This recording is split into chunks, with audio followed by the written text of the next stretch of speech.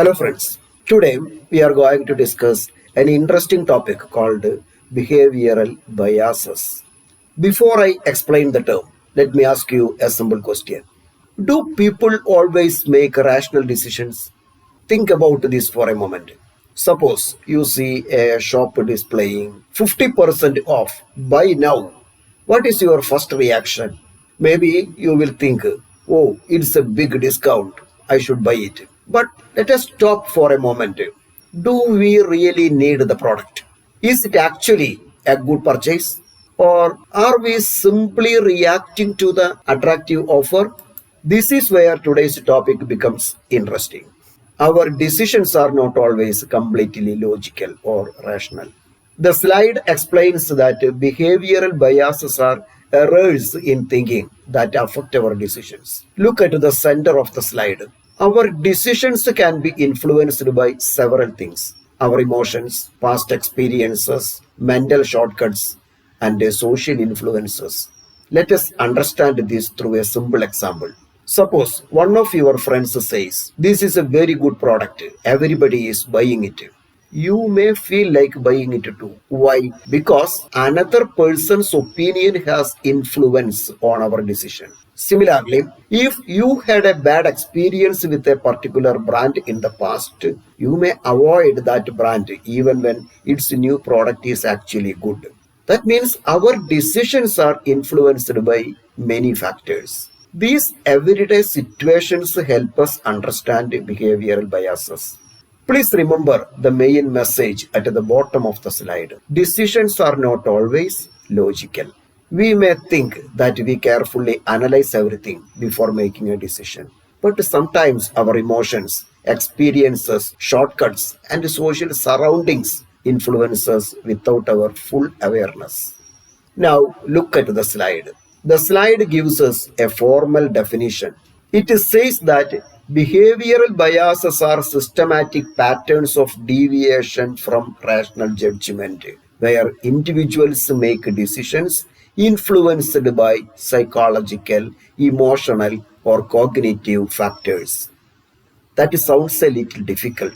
So let us make it simple. Behavioral biases are errors in thinking that affect decision making. Look at the right side of the slide. Behavioral biases can influence decisions related to purchasing, investing, saving, business strategy, financial planning, etc. So, this topic is not limited to one area. It can affect ordinary consumers, investors, business managers, and individuals making financial plans. Suppose you are buying a mobile phone. You may compare the price, features, and quality of various brands. That looks like a rational decision. But suppose you choose one phone simply because everyone in your class is using it, then your decision is influenced by something other than careful comparison. This is how biases are occurred in our decisions. This is the kind of behavior we are trying to understand. Look at the statement at the bottom. Our thinking is not always rational. Biases quietly shape our decisions. Now, look at the question on the slide. Why do behavioral biases occur? The answer is simple. Our brain takes shortcuts and gets influenced by many factors. The slide gives us 5 important causes. Let us examine them one by one. First is mental shortcuts. Our brain uses shortcuts to make quick decisions. Why? This can save time. Shortcuts help the brain to take quick decisions without much time. For example, if we recognize a familiar brand name such as Sony or Tata, we may immediately assume that the product is good. So, instead of analyzing every detail, our brain uses what is already knows. That is a mental shortcut. The second cause is emotions. The slide mentions feelings such as fear, greed, happiness, and anxiety. These emotions can influence our decisions. Suppose investors become afraid that the market may fall. Because of this fear, they may sell their investments. Similarly, greed may influence someone to take excessive risk because they want higher returns. You might have such an experience. This shows how emotions can affect decisions. The third cause is information overload. Today, we receive a huge amount of information. Too much information can sometimes make decision making difficult. People rely on simple judgments instead of analysis. Suppose you wanted to choose an investment and you receive too many opinions, news reports, and recommendations. Instead of studying everything carefully, you may simply follow one easy opinion. That is information overload. The fourth cause is social influence. This says that people are often influenced by what others are doing. For example, suppose everyone around you is buying a particular product. You may think, if everyone is buying it, it must be good. So you may buy it without doing much independent analysis. That is social influence. The fifth cause is past experiences. Our previous experiences can influence our present decisions.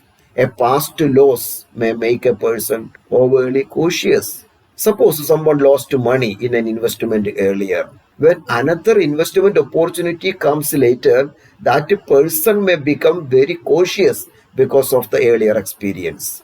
So let us remember the five causes: mental shortcuts, emotions, information overload, social influence, and past experiences. These causes influence how we think, feel, and make decisions. Now, let us move to the next question. What are the different types of behavioral biases? The slide says that behavioral biases can be broadly divided into two types. First one, cognitive biases, and the second one, emotional biases. Let us understand the difference. First type, cognitive biases. Cognitive biases are those that arise from faulty reasoning or incorrect beliefs. In simple words, the problem is mainly with how we think or process information. Here, our thinking or information processing is not based on reality. Look at the five biases on the slide. First one, overconfidence bias. This means having excessive self belief. A person may believe that his or her knowledge or ability is better than it actually is. For example, an investor thinks, I know the market very well. I can make the right investment decision. This person may then take decisions with too much confidence.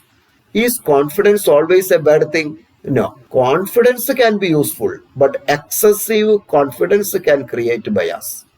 Second one, anchoring bias. This happens when a person relies too much on the first information received. For example, suppose you first see a product priced at rupees 2000. Later, you see it at rupees 1500. You may immediately feel that 1500 rupees is a very good price because your mind is still comparing it with the first price, that is 2000 rupees. So, what is influencing our judgment here? The first information influenced our decision. This is called anchoring bias. Third one, confirmation bias. This means seeing only what we already believe.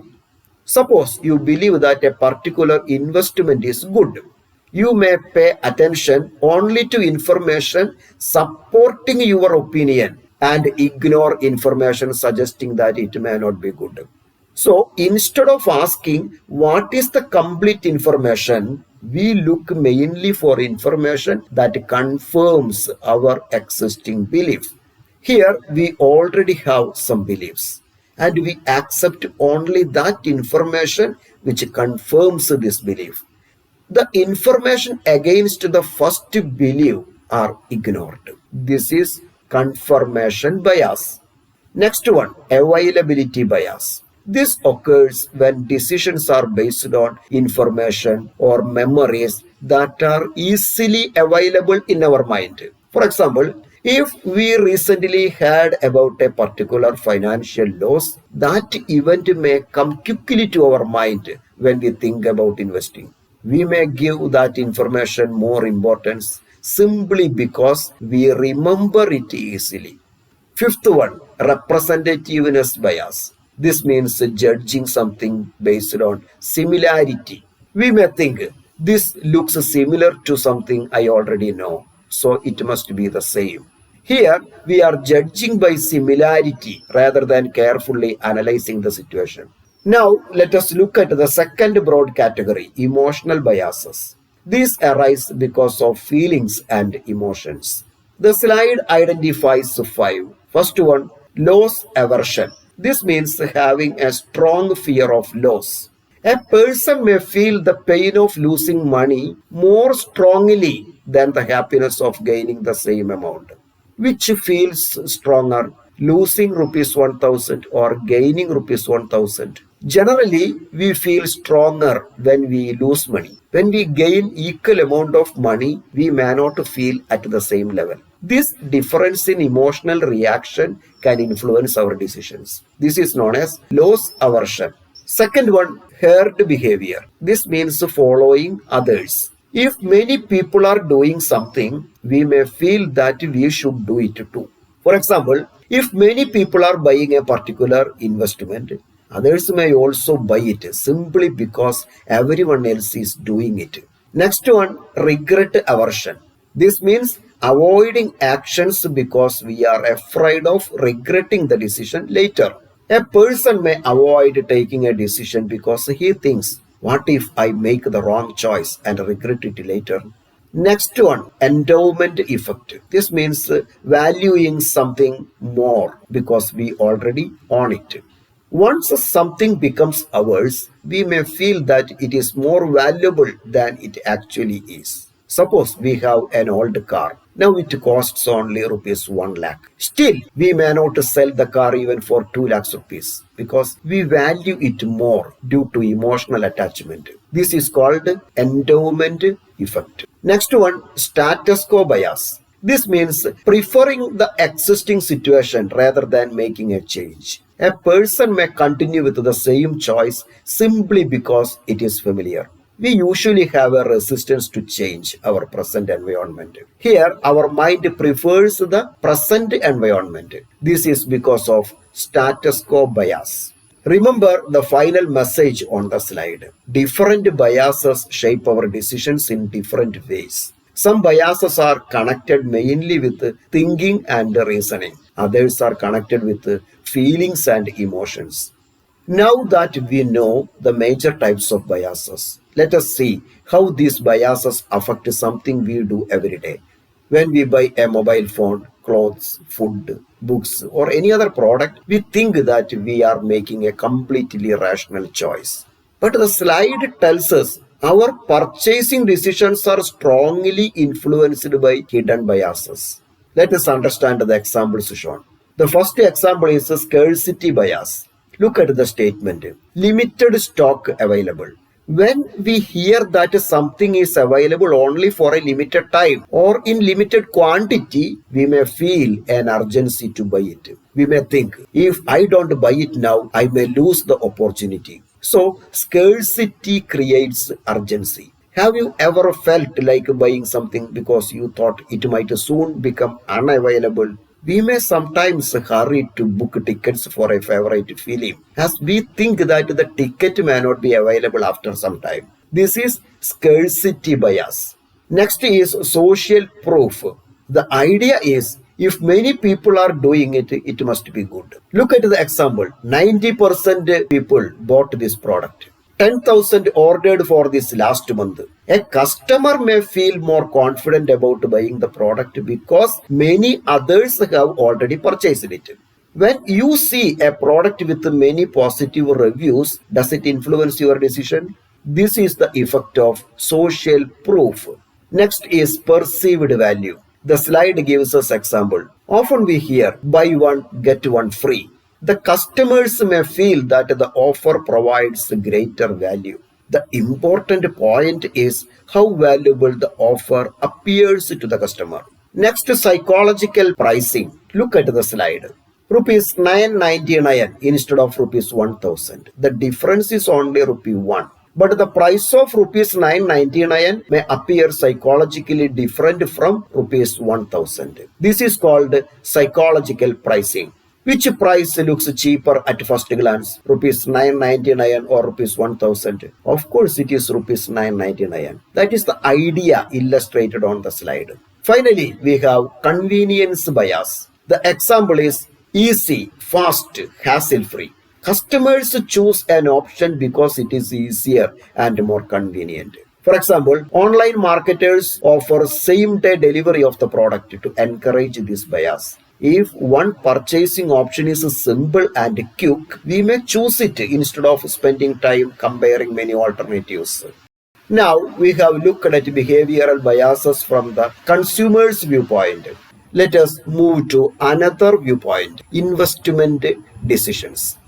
Behavioral biases do not affect only shopping. They can also affect investment decisions. The slide says biases can lead to poor investment choices. Let us look at the 6 examples given. First one, overconfidence bias. Overconfidence leads to biased decisions. The investor may think, I can predict the market and beat others. Because of excessive confidence, the person may engage in excessive trading or higher risk. Can anyone predict the market perfectly? No. That is why excessive confidence can be dangerous.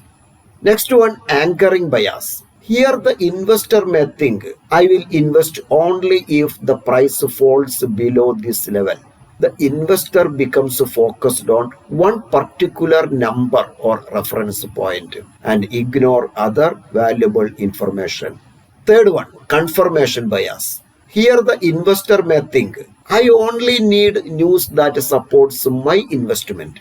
The person gives importance mainly to information that agrees with the existing belief, missing important warnings and opportunities. If we listen only to information that agrees with us, what information might we miss? Of course, warnings or opposite information. Next point, availability bias. The investor gives more relevance to recent news on investment options. He says, recent news makes me think this is a good investment. The problem is that recent events may be given more importance than facts. So something that happened recently can strongly influence the decision. Next is herd behavior. The investor may think everyone is buying, I should also buy. This is following the crowd. The slide says this can lead to buying high and selling low. If everyone is excited and buying, price may become high. If everyone becomes afraid and sells, prices may become low. Following the crowd can therefore create poor decision. Finally, we have loss aversion. Here the investor thinks, I can't sell now, I will book a loss. Because the person strongly dislikes accepting a loss, they may continue holding an investment for too long. Now we understand how biases can affect consumer decisions and investment decisions. But what happens if these biases continue to influence us? This slide explains the impact of behavioral biases. The important message at the top is biases feel normal, but their impact can be costly. This is very important. A biased decision may feel completely natural to us, but the result may still be harmful. First impact, poor financial decision. Biases can lead to poor financial decisions. The slide gives examples such as wrong investments and unnecessary losses. A person may make a financial choice that appears reasonable at the time, but later creates a loss. Second one, missed opportunities. Good options may be missed. For example, excessive caution or fear may prevent someone from considering a suitable opportunity. Third one, reduced performance. Biases may reduce performance. The slide mentions lower productivity and poor results. Biased decision can affect not only finance but also performance. Another impact is stress and regret. The slide mentions more worry, more regret. When we make decisions based on bias and later realize that the decision was poor, we may experience regret. Finally, behavioral biases can create long-term negative effects. The slide says that there can be a negative impact over time. So, a small biased decision may not remain small if the same pattern continues again and again. Look at the concluding statement. Recognize biases, think better, make smarter decisions. This is the main lesson from today's class. We cannot simply say, I will never have a bias. Instead, we should first recognize that biases can influence us. Then we should try to think carefully before making important decisions. Next, we can see how to reduce behavioral biases. The slide says we can manage biases with awareness and practice. Let us look at the 5 methods given on the slide. The first step is awareness. We should know about common biases and understand how they influence our thinking. For example, if we know that we sometimes follow others when making decisions, we can stop and ask ourselves, am I making this decision because it is really suitable for me or simply because others are doing it? So the first step is to recognize the bias. The second method is thinking critically. The slide says, question assumptions and look at evidence before deciding. This means we should not immediately accept our first thought. We should ask, what is the evidence? Is my assumption correct? Do I have enough information? Suppose you believe that a particular product is the best. Instead of immediately buying it, stop and ask, why do I think it is the best? That small pause can help us examine our thinking. The third method is to consider multiple sides. The slide says, look at different perspectives and alternatives. This means we should not look at a decision from only one point of view. For example, before making a decision, we can consider what are the advantages, what are the disadvantages, what are the alternatives. Comparing alternatives helps us avoid making decisions based only on our first preference. The fourth method is use data, not emotions. This is particularly important in financial decisions. The slide tells us to rely on facts and data, not feelings. For example, when making an investment decision, instead of saying, I feel this is a good investment, we should look at the available information and evidence. If we are making an important financial decision, is feeling alone enough? No, we should consider facts and data. The fifth method is to seek feedback and diversity. The slide says, discuss with others to get better and balanced decisions. Sometimes another person may notice something that we have missed. Therefore, discussing important decisions with others can give us different perspectives. Suppose you are unsure about an important decision. Would it be useful to hear another person's opinion? Yes, the purpose is not simply to follow another person. It is to obtain a different perspective and make a more balanced decision. Look at the statement at the bottom. Awareness plus discipline plus evidence gives better decision. This is the main message of the slide. Awareness helps us recognize biases. Discipline helps us control our reactions. Evidence helps us make decisions based on facts. Now we understand how we can reduce the influence of behavioral biases. But why should we study behavioral biases at all? Let us look at the next slide. This slide explains why understanding behavioral biases is important. Look at the 5 benefits shown on the slide. The first benefit is better decision making. When we understand our biases, we can think more carefully before making important decisions. The second benefit is avoiding costly mistakes. Behavioral biases can sometimes lead to financial mistakes. If we recognize them, we may be able to avoid unnecessary losses.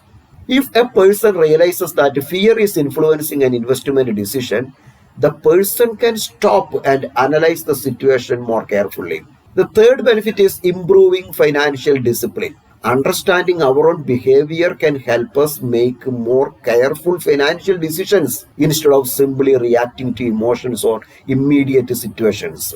Fourth benefit is enhancing critical thinking. Critical thinking means questioning our assumptions, examining evidence, and considering alternatives. This connects directly with what we learned on the previous slide. The fifth benefit is understanding consumer and investor behavior. This is particularly important in commerce. As future commerce students, you may work as consumers, investors, managers, or entrepreneurs. Understanding how people think and behave can help us understand their decisions. Let me ask you something. Suppose a company wants to understand why customers buy a particular product. Is knowing the product's price alone enough? No. The company may also need to understand how customers think and behave. Similarly, an investor needs to understand not only financial information but also how personal biases may influence investment decisions. See the message at the bottom of the slide. Awareness gives to better judgment. It gives to better outcomes. Please remember this sequence. So far, we have discussed behavioral biases as concepts. Now, let us make these ideas easier to understand through some real life examples. This slide gives us 5 real life examples of behavioral biases. Let us examine each one carefully. First one, anchoring bias. The slide explains it as relying too much on the first price information. Look at the example. Seeing rupees 10,000 crossed out and rupees 6,999 gives the feeling of a big discount. Why does rupees 6,999 look attractive? Because our mind sees rupees 10,000 first. That first price becomes our reference point. Then rupees 6,999 appears much cheaper. If you saw only rupees 6,999 without seeing rupees 10,000, would the discount feeling be the same? Probably not. The first price has influenced our judgment. Next is mental accounting. The slide explains this as treating money differently based on its source. Look at the example. Spending a bonus freely but saving salary monthly. Here, the person treats money differently depending on where it came from. Salary may be treated as money for regular saving and expenses. A bonus may be treated as extra money that can be spent more freely. Do you think you might treat the two amounts differently? This is the idea illustrated by mental accounting. Now look at herd behavior. The slide explains it as doing what others are doing, believing it to be correct. The example given is investing in a stock because everyone is buying it. Here, the person's decision is influenced by the behavior of others. If many people are buying something, does that automatically mean it is the right choice for us? No, but people may still feel comfortable following the crowd. Next is present bias. The slide explains it as preferring immediate rewards over future benefits. The example is choosing instant cashback over long-term savings or investments. The important idea here is immediate versus future benefit. A person may prefer something that gives us immediate benefit, even when another choice may provide a greater benefit in the future. Which feels more attractive? Getting a small benefit today or waiting for a bigger benefit later? That difference helps us understand present bias. Finally, we have overconfidence bias. The slide defines this as overestimating our knowledge and abilities. The example given is believing you can pick winning stocks consistently. The person may believe, I am very good at choosing investments. I can consistently identify the winners. The problem is that the person may overestimate their actual ability. Can anyone consistently predict every successful investment? No. That is why excessive confidence can influence decision making. Friends, we have now reached an important conclusion. Behavioral biases are a natural part of human decision making. We can try to manage these biases through awareness, critical thinking, considering alternatives, using evidence, and seeking balanced feedback. Thank you.